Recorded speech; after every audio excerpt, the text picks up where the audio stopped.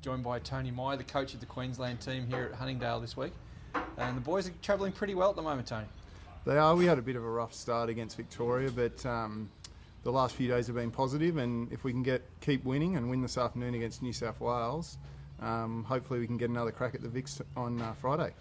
So it looks like the depth of Queensland is something that's beginning to develop nicely.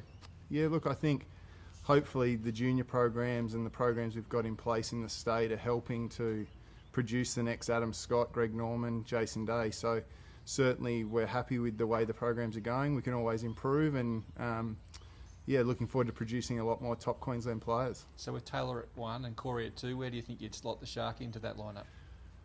Well, I think that's a pretty easy question. I think he'd be slotting in at number 1, and I grew up watching him play, and so it's certainly it's exciting to be coaching in Queensland. So we joke about it, but you guys continue to produce top end talent. So where's the next one coming from here? Is he in your team right now? Look, I think there's a big expectation. Queensland has got a rich history of producing great players, and so there is an expectation for us to produce the next one, and I think there's any number. I think Taylor's playing great. Corey, obviously, in the national squad. We've got Blake Proverbs, who just played the Volvo China last week and is doing really well. And then we've got a couple of good young juniors, Louis Dobler, who's only 13 years old and went undefeated in the junior series. So there's a ton of talent, and we're fortunate we've got good weather as well to allow him to practice. I'm not going to hear too much abuse about Victorian weather from you, though.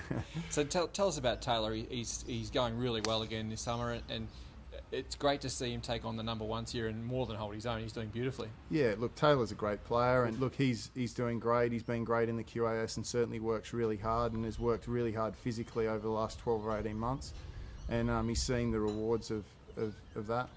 And Anthony Quayle, who's not a big name at this level of golf, he's really doing well too for you, isn't he? He's from Sanctuary Cove, I believe. Yeah, Anthony's a great young player, and he's been in our system for 2 or 3 years. He was previously from Northern Territory and went to school in Queensland, but certainly a really hard worker again, and he's come into the QAS program this year and is doing really well, and it's good to see him get some good results this week. Fantastic. So just in wrapping it up, do you think you can actually go through it? If the cards fall your way, do you think you can still take it all out? Absolutely. Look, I think against Victoria we had 5 matches go down the last, and to win none of those obviously made the score probably look a little bit more severe than it was, and we'd certainly love to have another crack at Marty and his team. Good luck for the rest of the week, Tony. Thanks for joining us. Cheers, Mark.